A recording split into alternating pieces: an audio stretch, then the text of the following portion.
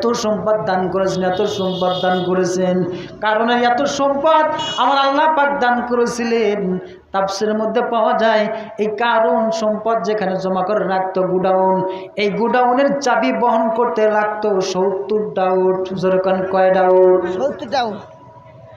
70টা উট যদি বহন করতে, মানে গুডাউনের চাবি বহন করতে লাগতো।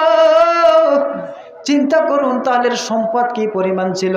মুসা আলাইহিস সালাতু ওয়াস সালাম যখন বলতো কারণ রে আল্লাহ রাস্তায় যাকাত দাও, ওই কারণ তখন বলতো মুসা খায়া কাম পাই নাই, তোমার আল্লাহর রাস্তায় আমাকে দান করতে হবে। যেরকম না নাউজুবিল্লাহ।